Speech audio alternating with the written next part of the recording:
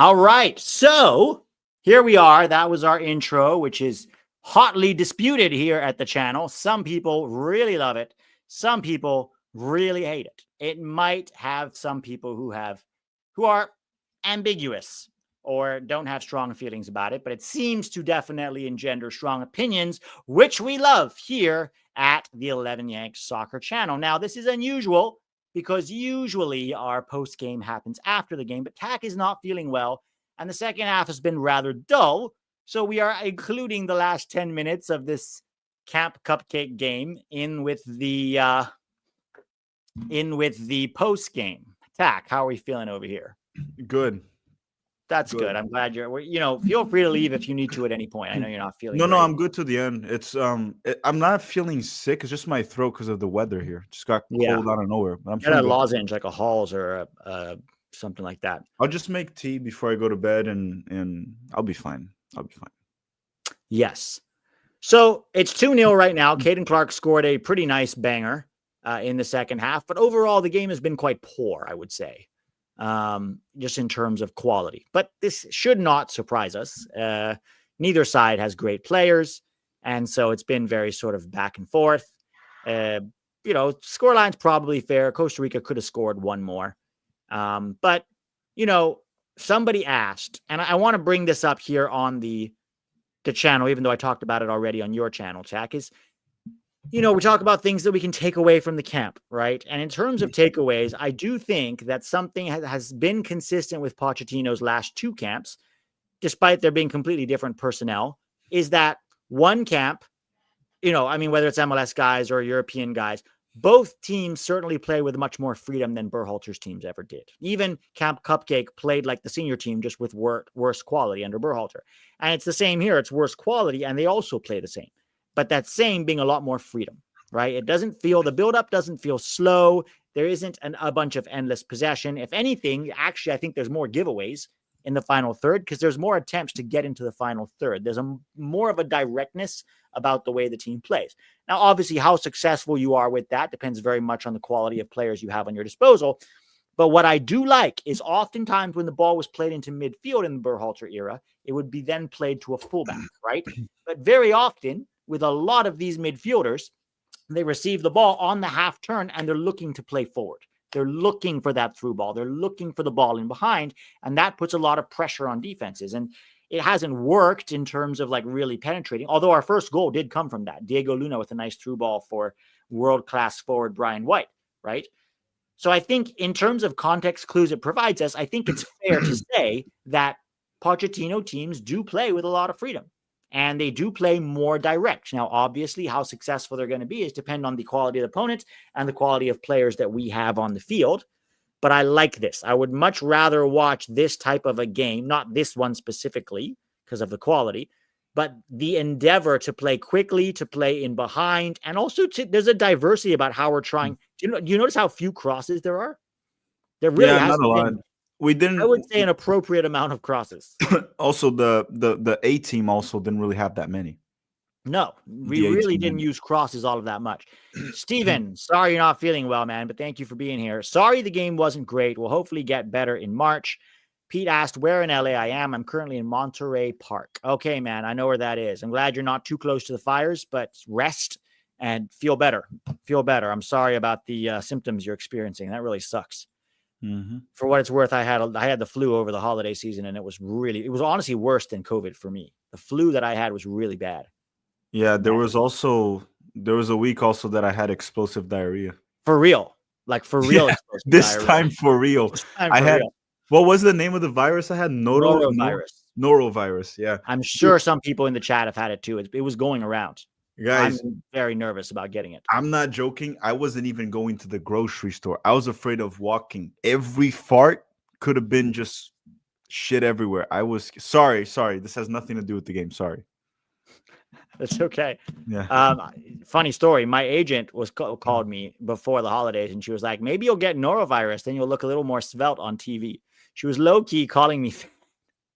She was low key calling me overweight, which frankly for Hollywood I am a little bit overweight. but she had a very Hollywood way of saying so. I was like, screw you, I'm going to So assembly. essentially, she was like, "Hey, hopefully you get explosive diarrhea for a week and you'll Yeah, just lose so that weight." you can lose some weight and look a little better on TV. And I was like, good Lord, time for a new agent. Anyways, so back to the TV, or back to the game, which is not over. It's very back and forth. We've had some ventures into the final third, but again, the lack of quality is quite apparent on this team. And this is Costa Rica's, again, domestic team. What I want to ask you, has anybody really stood out today in a meaningful way? No, not really. I think. Okay, right now, sorry to cut you off. I just want to highlight this moment because what's his name just turned away from pressure, Agyemang, or however you pronounce his name, and ran into the open field and gave the ball away. And people are going to go, he was a constant threat. No, running into an open field but not being able to control the ball so you give it away is not being a threat. It's being easy to close down and stop, because I know how these narratives work, especially if you're an MLS player. You over dribble, you lose the ball, and people go, what a great dribble. No, that was poor. Who has really stood out for you? And when I say stood out, I do want to take the context of the opponent into account here. No one. Because I think no one stood out. Nobody stood out. Stefan had one very good save. That's about it. I don't think people are saying he stood out. I don't think he stood out. I think he had one very good save and otherwise did pretty much. He wasn't really threatened that much. Well, I think that just one thing to make it clear to everyone, we can't overreact to like little moments, because these are professional players, and for the most part, all these American players play at a high level. And people are going to say MLS is not. No, MLS. When you're talking about professional leagues, yes, MLS is a high level. It's most certainly like a top 15 league in the world. So it is, right? I would say that's fair to say, top 15. Yeah, I think it's somewhere between 12 to 15. Yeah. Or 10 so to 15. It is a high level. So they can have good moments. They can score bangers. Zach Steffen can make incredible saves. But the overall context of this game, no one really stood out to a point where you're just like, oh, we need to give this guy a look. No. And again, against Costa Rica's domestic league players, you should be looking like a world beater, frankly. And nobody really has. Anelli just now bursting into space. People are going to go, hey, that's cool. And then he gives the ball away. Like a lot of the Anelli love that I got when we talked about the roster surprised me, because usually breaking out at 25 years old in MLS is not a sign of quality. And some people did even compare him to Tyler Adams, which I thought was quite interesting.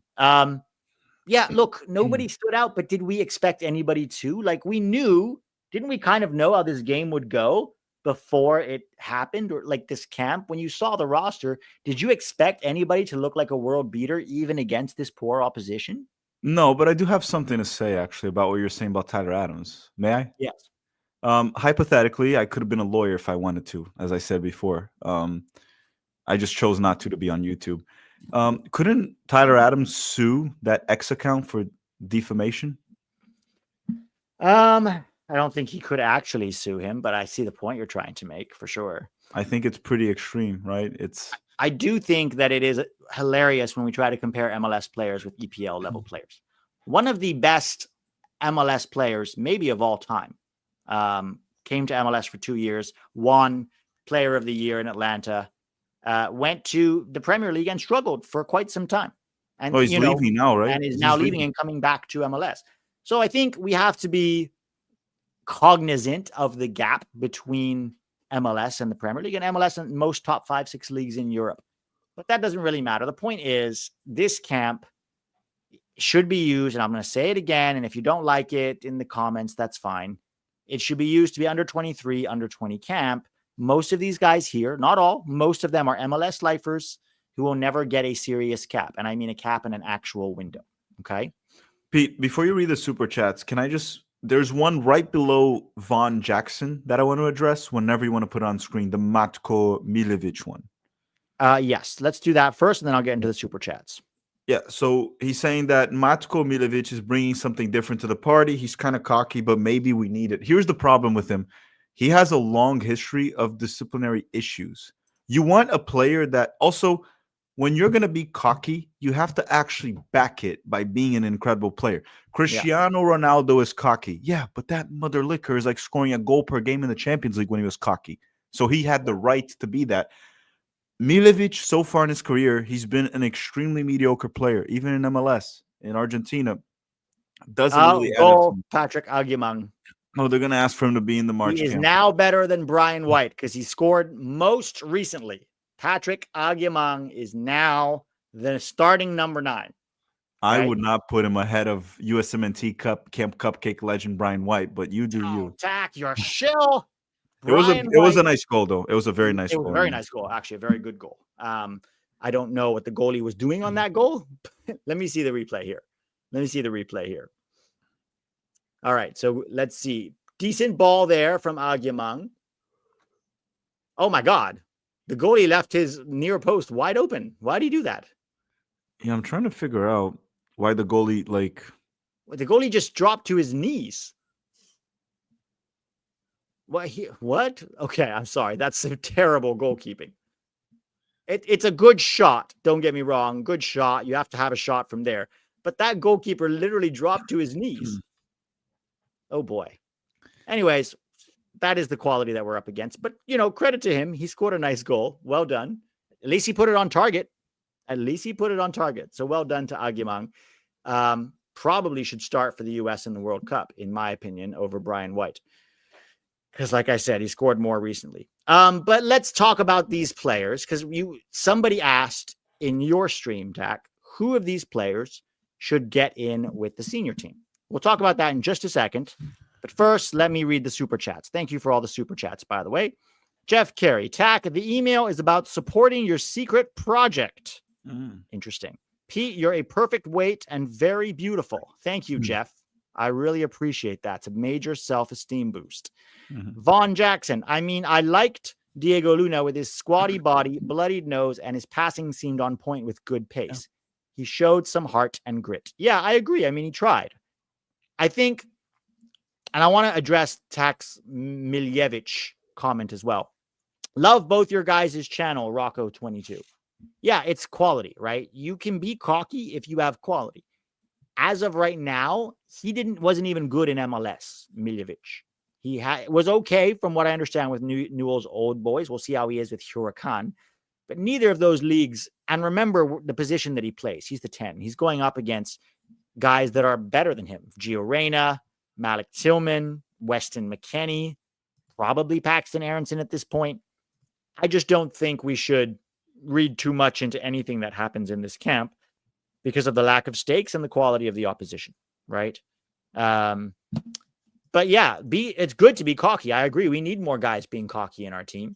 The problem is you have to have the quality to back it up. And by the way, there are lots of people who didn't like a cocky Gio Reyna. There's a lot of people that said he had attitude problems or that he was a bad guy. So we say we want cockiness, and then we get it, and we shit all over it sometimes. So maybe that's something to think about there.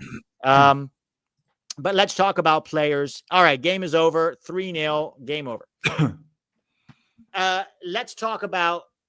Let's go summarily through the players and kind of, I don't know if you want to rate them overall in the camp, but based on their performance in this camp, talk about where their chances are. Okay, let's give 3 different categories. One of them is. Do you want me to bring up like the actual roster, like the players that played? Sure. Okay, but so let me 3 categories. Roster lock 2020, not 20, but March. Let's talk about March. March roster lock, roster hopeful, and thanks but no thanks. Let's put them in one of those 3 categories. Is that based on what we think Pochettino will do, or what we think based on what happened?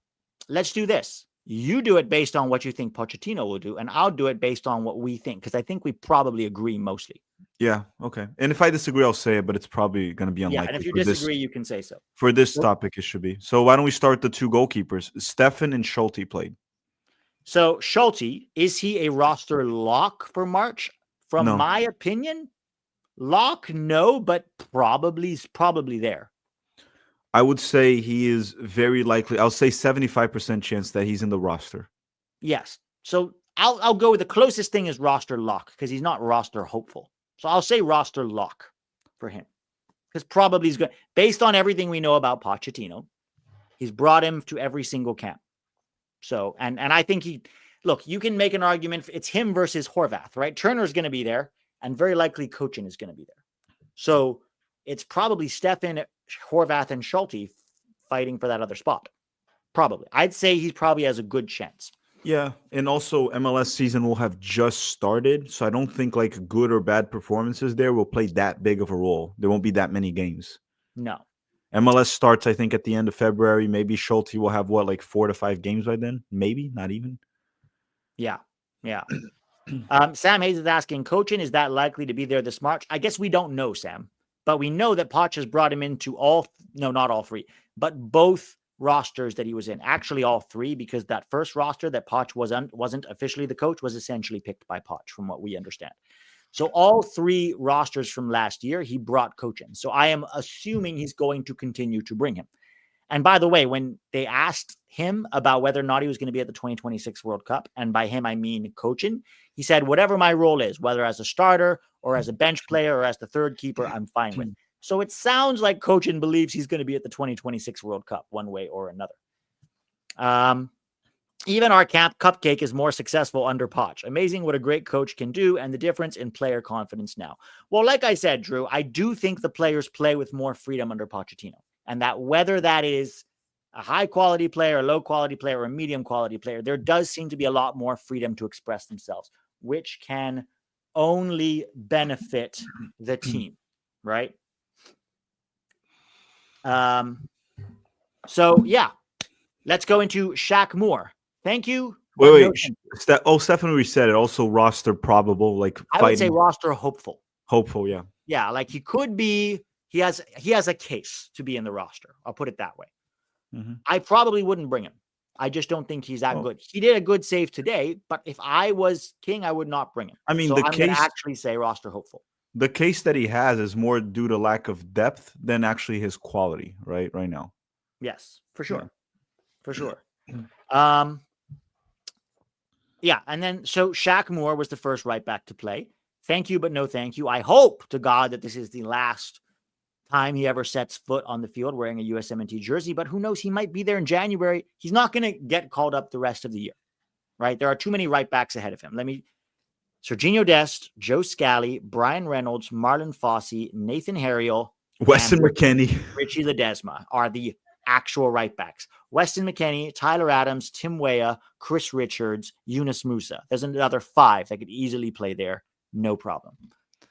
So for me, Pochettino, Shaq Moore, he won't be there in March. He won't be there. Let's go to Miles. I would say roster hopeful. From Pochettino's perspective, roster hopeful. From my perspective, thanks but no thanks. Yeah, but Pochettino, I think it's hopeful. I think there's especially if like Trusty, Carter Vickers, someone gets injured, or Chris Richards, I think there is a decent amount of odds that Miles could be there in March. Yeah, I don't think he's at a roster lock even for Poch, though. And it will be interesting if everyone's healthy, because Richards and McKenzie are roster locks. Trusty and CCV, we'll have to see how Poch rates them. And then you've got Ream and Miles. So Miles could actually be 6th place right now on that defensive core, center back core. We'll see what Poch does in but for me, no. Miles' time with the national team should have been over years ago. And the fact that it continues is kind of a disgrace to the program. For me, no, but from Poch's perspective, he may bring him. We'll wait and see. Tim Ream, roster lock. I think Pochettino will bring him. As long as he's healthy, he'll be there. Healthy and he'll be there. And I still think, although I wouldn't start him, I would actually start McKenzie and Richards.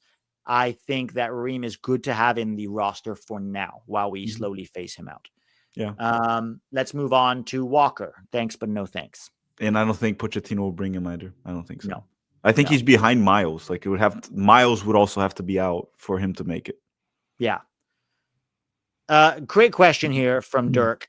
And I just want to clarify this. Are guys at Celtic, is that a much higher level than MLS? I don't think so. No, it's not much higher. You're right. They are playing in the Champions League. No, Celtic is. The league Celtic is. The Scottish League is not. Celtic would win MLS at a canter, honestly. Just one thing. I think Celtic would win pretty much every supporter shield. Knockout rounds, there could be one game here and there that can happen, but I still think they would win every knockout game quite handily. Most likely. I think Celtic is like top of MLS, but yes, the competition that Celtic faces in Scotland, it might be worse than MLS. To be fair, they have been winning games in the Champions League. Yeah, they're a competitive team. It's not like I mean, look, CCV's had some weird moments, and frankly, so is Trusty. Miles Robinson, for me, the reason why he shouldn't be there is because he's had so many chances and proven to be poor consistently. Neither Trusty nor CCV has really gotten any chances under Pochettino yet, mostly because of injury and other reasons. So we have to kind of see what they look like under Pochettino, but I think they both deserve opportunities. I would rather bring in a young center back like Noah Kai Banks, frankly. Okay, even though he's not ready to start for us yet, I would rather bring him to the roster for the future benefit that has than continue to bring in Miles Robinson, who has always been and always will be a terrible defender outside of MLS. Remember, when this guy was a free agent, nobody wanted to sign him in Europe. A free agent. That means no transfer fee. He took pathetic money from Cincinnati. It's not like he had huge wage demands. He was making much less than $1 million. So, no. But yeah, I think that to the question, like Celtic is one of those cases where the club Celtic is above, I think, pretty much every MLS team. It's a better team.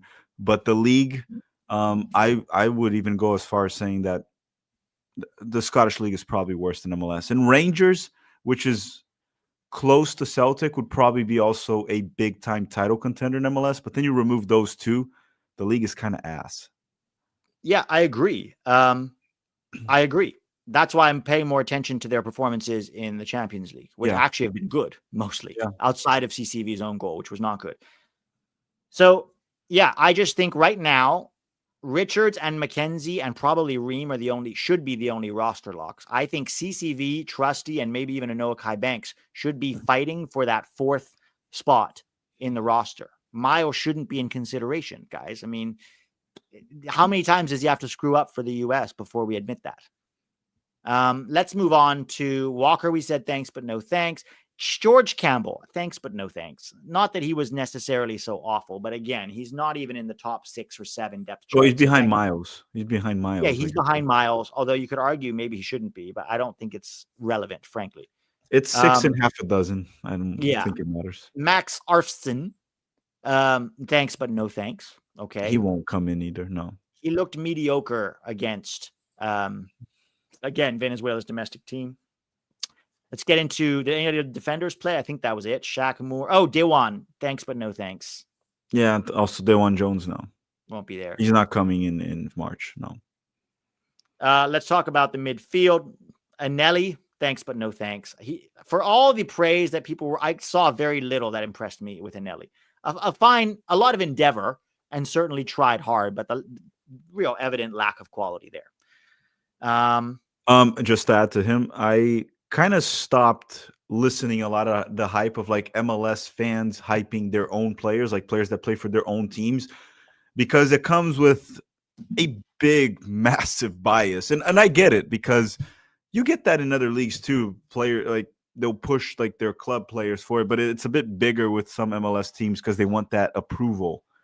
They need that approval. A lot of it because of insecurity. But yeah, Inelli, probably a decent MLS player, but maybe, and should not be there with the U.S. national team, and he will not. Especially considering the depth we have in midfield, like it's not even close. Yeah, but is he better than Acosta? I mean, maybe. It's hard to say. I think he's, but even Acosta's not a factor. No, but that's my point. If you can't clearly say, oh, he's way better than, if you can't say that, he shouldn't be in the conversation at all.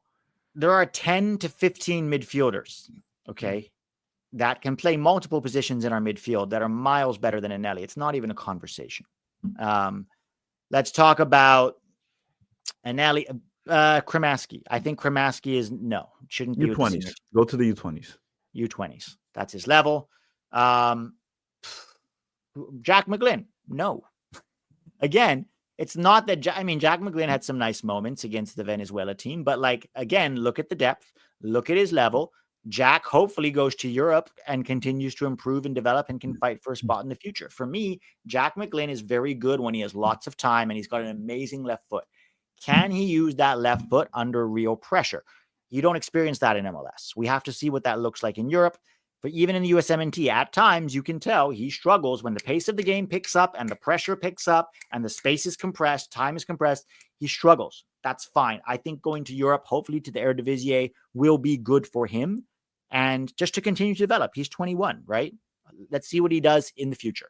And I don't think he'll be there in March. No. There's too much depth in the midfield, and he's shown some good moments. He's a promising player. He's not one of the guys that I would say in this camp's like, oh, no way, we never want to see him in the national team again, but not anytime soon, I would say, probably. Who's next? Yeah, no. Okay, Miljevic. No, thanks, but no thanks. Miljevic was also poor when he came on today. And I don't care about the goal against Venezuela. He's a mediocre player with a bad attitude, and he's also kind of arrogant without backing it. So it's just like, why would you want that? Yeah. No, and again, look at the depth. Even if Malik Tillman is injured, you still have Gio, you still have McKennie, you still have Brendan, you still have Paxton. Those 4 guys that can play the 10, right? Pulisic can also play the 10. Like it's not close. Diego Luna, no. I think similar to McGlynn. Yeah, continue to develop, right? He has some promise. He's young. I think Diego Luna should get out of MLS at some point, maybe this summer. But he won't be there in March and shouldn't be. He's not ready to contribute compared to the other options that are ahead of him. Wingers, Gutierrez, no, didn't do enough to stand out in a meaningful way against this level of opposition. I think he's also in the same boat as like Luna and McGlynn. It's like, yes, there's something there. There's technical ability, not a bad player, but didn't really show anything for us to bring him in anytime soon. And young enough that we can wait and see him develop, even though I would be a bit concerned with his development with the current coach that he has. But yeah, I mean, he's going to be doing a lot of possession and a lot of bounce passing. So good luck to him. My advice with Guti, who has learn how to cross. Well, I mean, get out of MLS at some point, like maybe this summer if you can, because I don't know how much developing he's going to do under Greg Berhalter. Let's see. Caden Clark. Again, it's not that he had a bad camp. I thought he was quiet in some parts of the game and showed some flashes here and there, and it was a nice goal today. But again, you know, who's he up against on the wing? Pulisic, Weah, Haji Wright will be back. I would have Zendejas right now over Caden Clark. Mean, Tillman and Reyna can also play on the wing. Musa is a winger for Pochettino. Brendan Aronson can play on the wing. It's just not particularly close. I frankly would rather bring Cole Campbell than Caden Clark. It's just, you know. So, yeah, these are the facts. It's not that he was so bad or looked awful. It's just that he had some bright moments, but didn't do enough in that game to stand out in a really incredible way. And you also have to consider the competition that he's fighting for in that March camp. Are there any midfield or wingers that I've missed who played? Oh, Indiana Vasilev. Do we even need to? No, shouldn't be there again. He can be in the next camp cupcake, which we'll see if we're going to cover the next one. But yeah, we may not. And we'll actually announce this today. Not announce anything. If they continue to use Camp Cupcake next year, the way they are using it, just as an MLS promotion tour, we may not even cover it. Just because this is a USMNT channel, and this is starting to kind of put a little bit of damper on what it means to represent the USMNT when you're just handing out caps to guys like Brian White. Especially in a World Cup year. Especially in a World Cup year where it has even less impact. But we'll see. We'll track that in real time. Wingers, we had Guti, we had Clark, we had Vasilev. Is there any other midfielders or wingers that I missed out on? We had Kramaski, we had Anelli, we had McGlynn. Those are the midfielders and wingers. That's it. Okay. And then we have 2 strikers. Patrick Aguiman, 2 goals. The most recent goal scorer for the USMNT. Should he start, Tac, in the March camp? He has scored more recently. No, I'm being facetious, of course. But guys, I have not changed my opinion on Patrick Aguiman. Jesus Ferreira had a hat trick in the last January camp. It doesn't mean no, 2021. Sorry, 2021. Chris Mueller had 3 goal contributions in one game in that camp. These camp games are meaningless. And frankly, I'm sorry, that second goal, actually, I'm going to just say it. Both goals that Aguiman scored, the goalkeeper was extremely poor. That doesn't mean he doesn't deserve credit for those goals, but you have to definitely consider the environment. The goalkeeper dropped to his knees. He shot it well. It was straight on goal. It was on target. I'll give him credit for that because not every player does that. Goalie dropped to his knees like nothing was happening. It was terrible. And in the first goal that he scored in the last game, it basically bounced off the keeper's leg and went in. Look, I think the second goal, I would have saved that ball on accident because if I was just standing, it would have smacked me in the face. The ball. It would have hit me on the face. That like, it's not that I would have the reflexes or the ability to save it, but if I was just standing there, I think that ball would have smacked me in the face. It knocked me out because that was a very, very hard shot. But he reminds me of Daryl DK. Very athletic player, not a lot of technical ability. I would not be surprised for people to overhype him and to have him to even have a decent MLS career at 24 years old, breaking out now. Good for him. I hope he has a good MLS career, but this guy is not USMNT level, right? No, and then once again, and this is the reason. Okay, I want to address this because people say, why are you guys being haters? You guys are just hating. No, we are not hating. We are responding to comments like this. Okay, and I look at Wuxia Games, big friend of the channel. He says this, and this is sort of flawed logic. Agyemang is showing consistency, something none of our strikers currently have. Okay, where do I start with that? Agyemang has had one season in MLS where he scored 13 or has 13 goal contributions. I think 10 goals and 3 assists. Good for him, but one season in an MLS, which is frankly a poor league, is not consistency. And playing in Camp Cupcake games is not showing consistency either. Okay, look at the player profile. Do you remember how many times he gave the ball away trying to hold it up against Venezuela? He does not have the profile of a high ceiling player. He does not. I'm sorry. I said the same thing about Daryl DK and the same thing about Duncan McGuire and the same thing about Brandon Vasquez. And I got the same level of hate, but I was right. Good for him for scoring 2 goals in this camp. To me, it has no bearing on, the USMNT conversation. Yeah, it's guys, I mean, Charlotte played Orlando in the playoffs in the best of 3, and I don't remember him playing. I don't remember him. And again, like showing consistency against these opponents, I'm sorry, but unfortunately, our European players don't get the luxury of playing like B teams from Costa Rica and Venezuela, where they can just score every game, and then we can claim they were consistent because they played a bunch of crap players. We can put Balogun Pepe to play against Martinique every time, and they'll score for 6 consecutive games probably. So I don't think he's shown consistently. And when you're evaluating a player, it's not just about the productivity, especially when you're playing against very crappy opposition. It's the player profile. You just don't see it. You don't see the ability in tight spaces. You don't see the good runs. You just don't see the good decision. You didn't see it. I just didn't see it with him. I think it's just going to be one of those again where had a good Camp Cupcake, gonna go back to MLS, have a decent season with Charlotte. Maybe he'll be back next year in January, but really won't become. I actually think I've seen better games from Brendan Vasquez as a player profile. I think Brendan Vasquez is a much better player. I think Jesus Ferreira is a better player. And these are players that me and Pete criticize a lot. I think in MLS, those two are better than him. Yes. So I'm sorry, I can't agree with that. I don't think he should get called in again. I wish him all the luck because his story is actually fascinating. It's a great story. And I hope he does very well for Charlotte or whatever team he goes to in MLS in the future, but not with the U.S. men's national team.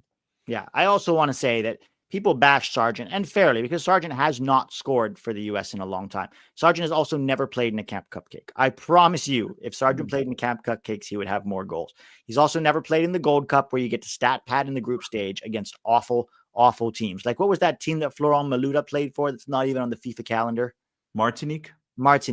Trust me, if Sargent played against Martinique, he would score. This idea that Sargent hasn't scored for the U.S., yes, he has not, and he deserves criticism for that, and that's why he shouldn't be in our top 2.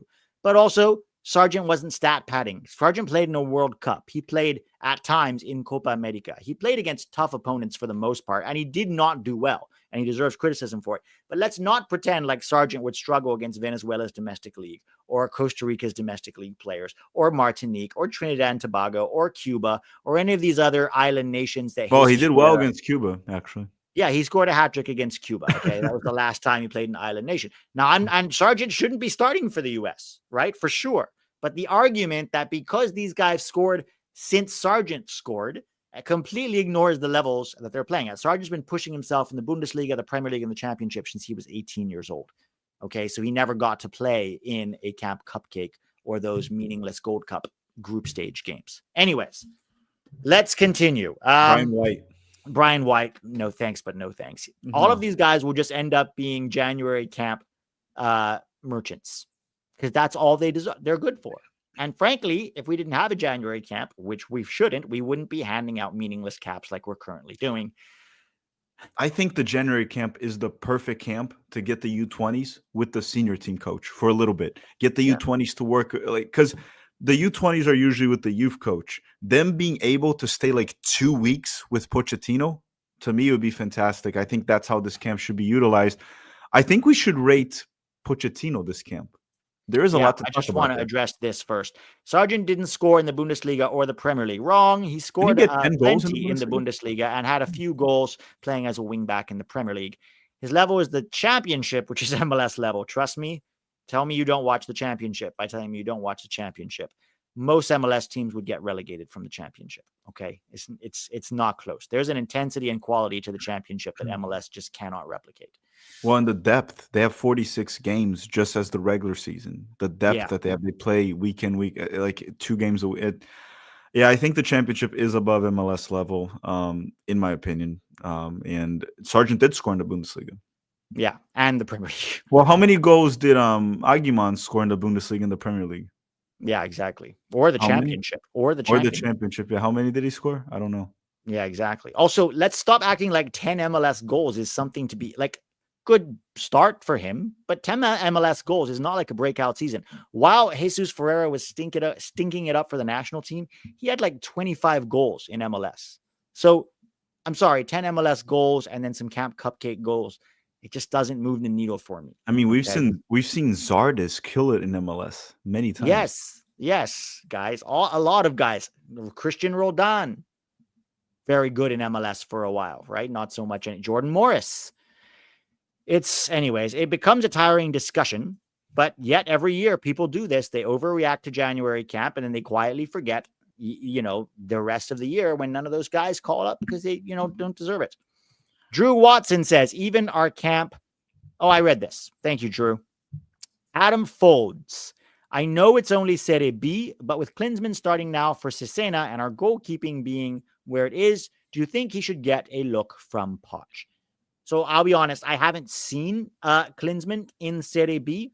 I will say that having a few good months in Serie B is not enough for me to start calling him up. I think it's also not better than MLS. So I think Serie B is about MLS level, and I think that Klinsmann might be finding some form there, but probably have to do that for several years and maybe at a better level in order to even get a look.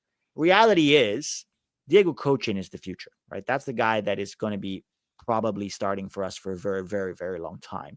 And there are other young goalkeepers like Julian Eystone coming through at Brentford, or even potentially a guy like, Adam Beaudry or Gavin Beavers, guys like that I think we should be looking at more than, a 26-year-old goalkeeper who's now having a little bit of a breakout in Serie B, which frankly is probably MLS level. Jeremy says, Patrick's strike was great. It was a good strike, for sure. It was a good strike. Goalkeeper should have done better. Stefan has always been okay for USA team. Ooh, no, he's had some real howlers for the US, Rocco. Some real howlers. Are Canada kings of CONCACAF? Well, you got to win a trophy first. So. Got to win a CONCACAF trophy. You haven't won one in 25 years. So first you got to win one, okay? Eldon Hassage says, Poch trolling Triple G by saying these guys were together for 2 weeks, but played like they were together for 6 months. Rest in peace, system learning curve. Yeah, because he's not asking them to play a complicated system. He's asking them to play soccer. And so that's all you need, right? I have a feeling that Tac and I, even though we've never played soccer together, if we got on the same team, would probably have good chemistry on the field. Because the language of soccer is a language of its own, right? And when you kind of get a feel for how somebody plays, you don't need that long. I don't pass the ball. Well, I'm going to scream at you then. I'm going to be like, I'm open. I still don't pass the ball, so. I'm just going to get on the other team then, so I'll come take it off you. You were a winger? What, me? Yeah. When I was younger, yeah. And then when I got 3 knee surgeries, I moved to midfield, and I haven't played much since because my knees hurt a lot. Yeah, my knees fucked me up too. I'm not as good in the park, but I still have scored goals more recently than some USMNT players. Gio started yesterday, looked bad, slow, and lost. I generally agree with you, Joe. To add some context, text to that, he looked passive. Dortmund were playing a very direct game over the top, and they weren't playing through midfield. Now, that's not an excuse. He has to adapt to whatever the game plan is. But even when he did get the ball, way too passive, in my opinion. Although Gio was not the problem and also not the solution for this very bad Dortmund team. But yes, generally, I agree with you. He was quite poor. Spencer Doherty. And championship clubs actually play their cup games. Exactly. They're not trying to pull out of their cup games like MLS does. So Camp Cupcake is over. Frankly, I'm glad it's over because it engenders a lot of pointless and fruitless discussion, in my opinion. Discussion about whether it is even relevant to the national team, which it largely isn't, at least not in its current iteration. You can disagree with me about that. You can agree about that. But I promise you, come March, Tim Ream and one or two other guys will be on that March roster from this January camp. So I don't know what to tell you. It's not even me saying it. Poch can say whatever he wants, but look at Poch's actions. Look what he does in March and look what he does in Nations League or Gold Cup in the summer. So just one thing, Green Great Bassin said, Tac Pete, which is the best supporters group? Baja 76, whatever, American Outlaws, please answer. Because he's been asking that for a while. Look, define like best supporters group. I don't think the U.S. men's national team supporters group, not trying to bash any of them. The American Outlaws is obviously the biggest one, most popular one, and I guess the oldest one. But they need to get everything approved by U.S. Soccer. Claiming which one is best is just kind of an opinion based on what you enjoy. Maybe you go with the American Outlaws and you have a blast, and I don't. Maybe you go with Baja. It's hard to say. Like, I can't speak to Baja 76 or Sam's. I was a part of American Outlaws for a while. I found it to be very controlled and very vanilla and very soft. So it was not for me. I'm not saying they're necessarily bad or whatever. It was not for me. I did meet some lovely people, but the group atmosphere in general, I found to be quite soft and not even as much about soccer and more just about community and drinking beer and having a good time. That was one chapter. So I can't speak for all chapters, but that was my own experience. That's just one small, tiny thing. Take it up, figure it out. I would recommend if you want to join a supporters group, go to their like watch alongs or something and see which one like most identifies with you or resonates with you. That's what I would guess. Yeah, it's whatever one you have the most friends with and you enjoy watching soccer with. It's impossible to say which one has the best supporters. None of these are like legitimate like soccer ultras that you'll see like in Germany, Latin America. So there's no way to compare. There's a lot of similarities. A few things about them is a bit different, but it's whatever you enjoy. It's really hard for us to tell you which one's the best one. It's very subjective. Let's Julian, and then we're going to close this. Kevin said he wants to play 2026 World Cup. Like the mentality from him. What do you guys think? I hope he isn't the next Freddie Adu. So I'll answer this first, and then I'll turn it over to you, Tac, and we can end it. First of all, you're right. I like the mentality. He should definitely have that goal and want to play. We should want all of our players to be pushing themselves with lofty goals. And I say that because it is a lofty goal, right? Kevin plays in a position where there is a lot of competition. Kevin is also 15 years old. Kevin doesn't even have a single MLS goal or assist yet. The question is, he doesn't have 90 minutes, Pete. He doesn't have 90 minutes in MLS. I like that he's speaking that way. He has a year and a half. Now, if we want to leave off a Paxton Aronson or even a Brendan Aronson for somebody like Kevin Sullivan, he has to show that he's better than them. And I don't think he is right now. I think there's been a lot of hype on Kevin Sullivan, mostly for what he's done in MLS Next Pro. And I think the kid does have a bright future, but he has 18 months to, let me be honest. If we wanted to bring, and even Tac and I would say it's an MLS player to the World Cup, they would have to be absolutely killing it in MLS.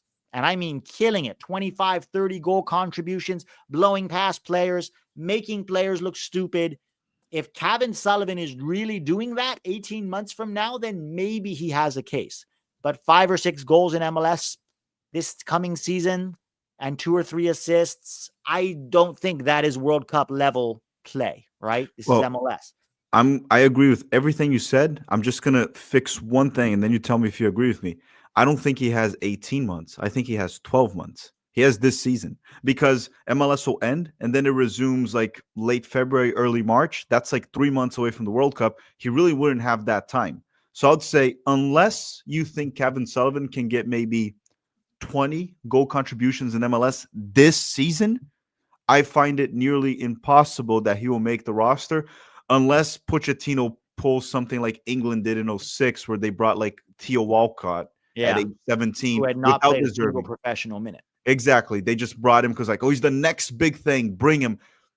If Pochettino, if it's merit based, it's like he's the best performer in that position. The only way he has a shot is if you think he can drop like 20 goal contributions this season for Philadelphia. And let's be honest, that is extremely unlikely. If he finds a way to become a starter for Philadelphia this season, it will already be incredible. Yeah, for So a 15-year-old. good mentality. I think he said what he has to say. I think he should go for that goal, but I would say it's very, very, very slim that he'll go. What I'm actually looking forward to from him is playing in the under-17 and the under-20 World Cups later this year, where I think he could be a key player for both of those teams. If he is getting regular minutes in MLS, he should absolutely go to the under-20 World Cup. And frankly, he's better than some of the under-20 players we currently have already. So Josh went on a scoring streak and got injured, comes back and goes on another streak, gets injured. He's very talented, clinical, injury prone is all. Yeah, I agree with you. And also, in some of the games that he has played recently, it's not huge sample sizes, but he hasn't looked very good, right? And that's when you have very few minutes, you have to play well. It's the same with Gio. You don't get many minutes for Dortmund. When you do, you have to look extraordinarily good to get more minutes. Pochettino rating. That's a great one. We actually never addressed this. Real quick. I think that Pochettino didn't take this camp too seriously, and I don't really care what he says. His actions, even the way that he rotated the 11s completely, it's just like, give everybody a chance to play. You know, bring in this guy from Argentina, sure, Shaq Moore, come on. Like Indiana Vast, I don't think he took this too seriously. I think he understands that he has to say the right things, and he has to do this camp because it's a TV contract. So you can't just shit all over it, and you just got to go, yeah, we'll do it. MLS players, come in. You guys are good. Have fun. I would be very surprised if Poch drew any meaningful, like went into this camp knowing he was going to draw any meaningful conclusions from it. Someone asked if Pat Aguiman got 20 goal contributions this season, would he be worthy? Guys, there's a difference between a midfielder and a forward getting 20 goal contributions. There's also a difference between a 25-year-old and a 16-year-old getting 20 goal contributions. Right. And also, it's not just goal contributions. If Kevin Sullivan is beating players off the dribble, making pinpoint through balls, setting up chance after chance, basically unplayable, that's a player profile that you're looking at and going, that has value at a high level. If you're seeing him, you know, Patrick Aguiman bundle some goals into the back of the net or even score some nice goals, but you look at his profile, which already I've seen twice now, and I haven't been particularly impressed. I just no. I guess like people are misconstructing what I said. When I said 20 goal contributions from Kevin, I didn't say get 20 goal contributions and you're in the national team. I'm just saying I just had to quantify it in a certain way. So I used that as an example, right? Sometimes he could get 15 goal contributions, which is less than 20, but doing all the things that Pete just mentioned, and that's fine. I just had to quantify it. It's not like, oh, get 20 goal contributions and you're set. That's it. Yeah. Not looking at anything else. He could get even 10 goal contributions and do the things Pete mentioned and could be in the conversation. I just had to quantify it. That's all. Yeah, it's looking at Kevin Sullivan is like, which I don't think he will be. Is he unplayable in MLS? Is he a guy that you're like, this guy is miles above MLS, he's just here because he's not 16 yet, then yeah, maybe you bring him to the 2026 World Cup. But frankly, he's got a lot of competition for that spot. So he'd have to look better than those guys. I think Kevin, obviously what he said, I have no issue with it. Him saying he wants to play in the World Cup. He is right now a professional soccer player, a professional American soccer player. That should be his goal. But ultimately, I think something very realistic for Kevin is for him to be maybe a starter in the Olympic team in LA. Because he'll be 2028. He'll be like 19 or 20. He'll probably be younger than that, but yeah. 4 years almost now, that, but he'll be 19. You're right. That one is more realistic of him being in that team if he continues to develop. The problem with the World Cup, it's not questioning Kevin Sullivan's like talent or how good he'll be. It's just that we're too close, and he's still a kid. Like he's still 16. That's what we're saying. Yeah. Kevin is also living on a lot of hype, but he has done nothing at the professional level yet, right? So let's just wait and see with Kevin. He has done well, reasonably well in MLS Next Pro for his age, but we shouldn't even be having the conversation until he's doing something at a pro level, right? And so we have to wait for that. Are you going to talk about the USMNT U20? If you're talking about this camp, Julian, no, because this camp was another camp cupcake. All of our best U20s, they are not even in MLS. They are over in Europe as well, right? So a lot of the good guys, they're not there. It's a lot of just MLS U20. I'm not really paying much attention to it, frankly. When we start having like under 20 World Cup we did World Cup qualifying.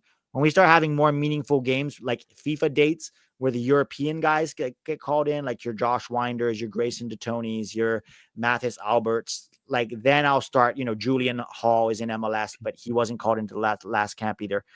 So again, it's sort of the same thing with Camp Cupcake, but we will cover because there are a lot of Pedro Soma, Diego Cochin. There's a lot of very interesting under 20 players that we're going to be looking at over the next year. And it is a very exciting time, but let's end this stream now. Guys, have a great rest of your week. Sunday, I'm going. You got another super chat. Mark, I sometimes give you guys some grief about a thing or two, but truly love what you bring to the U.S. soccer fans. Thank you, Mark. And you can give us grief. That is okay. People do on a frequent basis. We are not above. We're not going to ask our uncles to go complain on Twitter about you. Nor are we going to get Michael Kammerman or Neil Bluth to come and, defend us. It's okay. Criticize us, disagree with us, but we appreciate you too. This is a community and it requires everybody. Yeah, we're not always right, and people can shit on us whenever they want. It's perfectly fine. We are used to it. Yes. Yeah. Have a great week. I'm going to do the Sunday top 10, USMNT top 10. If there is a top 10 to do, hopefully we have a better weekend than midweek. What are you doing, Tac? Anything you want to plug? Well, I have the abroad on Monday, as always. People know that, the USMNT abroad. But tomorrow I have actually a very good video. It's an interview with Eddie Johnson talking about youth development and what he's doing and some issues in the U.S. And then next week, I have another interview with him. We recorded it, which he talks about who's the best USMNT player of all time. He talks about playing in Europe and playing MLS, his own personal experiences. So you guys might want to watch out for that because Eddie Johnson was very unfiltered, and it felt very genuine, the opinion, right? Whether he's right or wrong, you guys can debate it, but I liked it. I like when I bring a player that actually speaks his mind and it's not very like politically correct. Just says what he's probably not beholden to any media or U.S. soccer outlets. No, if anything, he might even be like kind of like kicked out. No one wants him because he's outspoken, because he speaks his mind. We know that feeling well. All right, guys, have a great rest of your week. Thank you to Bet Online. Oh, Jesus, another one. Julian, Pete, you should interview Landon Donovan. I probably would if he would come on the channel, but I would hope he would have interesting things to say, and I hope he would, debate me on some of the things that he has said recently. All right, guys, I've tried to end the stream like 7 times. Have a great week. Thank you to Bet Online for helping to sponsor the stream. We appreciate you all. Smash the like button before you go. We'll talk to you soon.